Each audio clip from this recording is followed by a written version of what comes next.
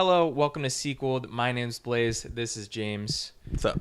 We're going to be talking 28 months later today. If you are a fan of 28 Days Later, you probably didn't like 28 Weeks Later, I feel like. Right. Unless that was the first one you saw. Just like, oh, I love 28 Weeks Later. Then you went backwards and watched 28 Days Later. Like, True. oh, why does it look so old? Yeah, I kind of like that feel. But the funny That's thing what I was, loved about the first one, I thought, yeah. you challenged me last week to read the Wikipedia to 28 Weeks Later. I did, and I was like, oh, this sounds like a really good movie. So maybe on paper it just made more sense. But I was like, oh, this is actually not that bad. And then I'm like, where am I going to go? I remember the second one's paced a little weird, but, well, Yeah. how are you going to pace the third one? So the idea that I have for the third one, it's very rough, so go easy on me. But maybe you can help me out. But anyways, I thought so. The 28 Weeks Later ends in Paris, and like we see this like shot. There's like a shot of like the metro, and you kind of they went to France, but Right. also like France is like fucked at the same time because that kid is still infected. Like he's a symptomatic carrier of the virus, but he can still infect people, as you see with the mom, how she infects the Right. husband. I forget their names from the 28 Weeks Later.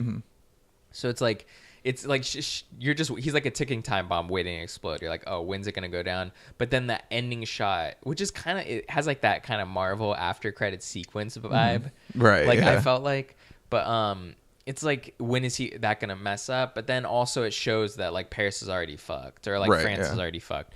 So I kind of was thinking, at least for in 28 Weeks Later, there's like this stronghold in London where they've kept up and they're like, it's safe. And they're bringing people in from the US, and that's how the Right. kids get there. I kind of want like a vibe for the third one to be like, it's like kind of the same thing where there's just like a last stronghold, but maybe from people all around the world, like special forces and shit from all around the world, like the best of the best, and like any survivors who would be living there. I know I made the joke last week about like, oh, a Land of the Dead style thing, but I think that would definitely be it. Because if we're thinking 28 months later, that's like, isn't that 4 years later? Yeah, 4 years, So it's yeah. like, this would be like, everything's pretty ironed out at this point. Like a lot of places are just screwed, and maybe they're trying to even take places back. Right.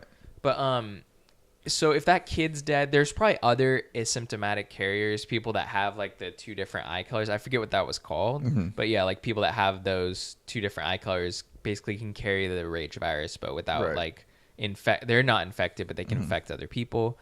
I would think that like there are maybe some people still alive, Right. but hey, let's say that there's just no one else still alive. But the research that they had done in 28 Weeks Later, because the scientist was doing research, right? And then just all hell Right. broke loose when the dad kind of snuck in. There wasn't too much research. They just knew that they wanted to test on that kid and his mom, I remember. Just because they knew that they like might be the key to like solving the virus and creating a cure, but that's all they just said, like, oh, possibly, and that was Damn it. it. Okay, And well, then that shit kinda hit the fan. screws up No, my but idea. I think though that's a great idea to explore the. I was gonna say like maybe they had some progress that they made before or something, but basically I want it to be kind of a story where these like some of the best have to go in to like somewhere where it's just totally screwed, like back into London to find it, or maybe like something crazy would be like that monkey from the first, like because Right. they clearly were creating the rage virus like with that monkey, and just shit broke loose, and maybe that's not what they were intending. But I would think like maybe that scientist knew more or something, and someone's trying to go over there and get that information, like Right. whatever he knew, because they don't know much about the virus. Or maybe 4 years later they do know a lot about it. Yeah. What if there's like an original sample? But I was thinking a movie where they have to go into somewhere that's just totally screwed. Like maybe they find some survivors along the way, but also Right. are like trying to get like this holy grail, which would be some type of research that was conducted or information Yeah. about the virus itself. Yeah, it's like that's kind of the idea I have so far. Is something I like. I like the movie Doomsday. I think it's really underrated. Doomsday. I forget the director, but he did Wolf Soldiers. Or Dog Oh, Soldiers, right. sorry. I remember that movie. That movie was visionary awesome, I remember. But, like, visually awesome. Yeah, and he never got to do like anything really else Right. that big. Like that was a movie that opened up everywhere. And I remember not seeing it in theaters, seeing it on Blu-ray, and then just being like, That was definitely a movie I feel like I should have seen in theaters. Right. Oh, after loving Mad Max Fury Road, actually, I really want to revisit that movie. That movie's really funny, and it's basically a Mad Max Mm-hmm. movie, but it has like, it kind of feels like things that are good about the Resident Evil movies. It kind of has that going for it. Yeah. Like, I don't know, it felt like somewhat like possibly a Resident Evil movie minus the zombies. I guess like the Alice Right. stuff, which is your favorite, I know. I really like that movie. I feel like if they were to make something along the lines of that, but just with zombies, it could be really fun. But if you think about it, there would be people that have like, I mean, the Rage virus, those zombies, I know some people might be like, oh, those are zombies. Well, they kind of are in a way. Like, let's just boil it down to that. But anyways, like, there would be people that have like survived Mad Max style that are like fighting them, Right. and shit, like, and have become tribes. I feel like there would be some people, not a ton. Like, I don't think just because that zombie can run doesn't make it the shit. If you had a gun, you could kill like them, you know? Right. And I don't know. There would be tribes. I feel like it when these group of soldiers were to go and like look for this serum or something, they would like run into like tribes and shit. And we could do like, it would be kind of like a Mad Max style. Right. Like there would be some stuff going on like that. Yeah. I think there's a lot you could go with 4 years after the outbreak, essentially, or it's four years and some change, you know, because the first two movies, 28 days and then 28 weeks, so it's like 4.5 years essentially if you add it up. With that, actually, with all the different classes, I'd say that there's a lot you can explore with 28 months later, actually, overall. Especially with, like, say some people have the same infection that the boy had in 28 weeks later. Like, you kind of have a whole, like, you can have it kind of be a euphemism for, like a racism also, actually. With, like, how, like, no one sees each other, like, for how they look. It's more about, like, your eye and stuff. Like the people who are infected, but they're, like, these half-breeds overall.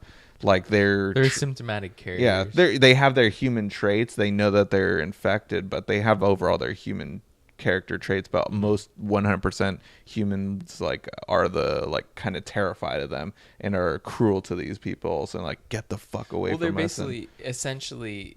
It could be like a metaphor for people with AIDS, where when AIDS started, people were just like, anyone that had AIDS, to like, get the fuck away from me or shit. They thought that they could be easily infected by them, but it's like, no, it's actually a very intimate thing. Like, you can't just get touched by someone and you get it, you know. Kind of even bring elements in of the fog or something. Also, I just watched The Fog recently and for the first time. And I still haven't watched it. Oh, you haven't seen it? No. Oh, okay. I didn't know that it had to do with like kind of. Well, never mind. I don't want to spoil it, but like it's like kind of disease orientated with like leprosy, and I thought that was like a cool. It's not like a spoiler, but like it's part of the plot. But I didn't know it like kind of covered that, and you could kind of push like a fog feel. I'd say even for 28 months later.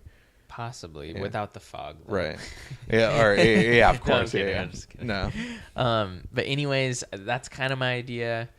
Hopefully, it tickled your pickle. I'm going to challenge you to what you're doing next week, and that is, is it here? Yep, it is. All right. You're doing this Napoleon Dynamite. I kind of like doing a comedy last week with Black Dynamite, so I'm like, oh, let's do another Dynamite. Right.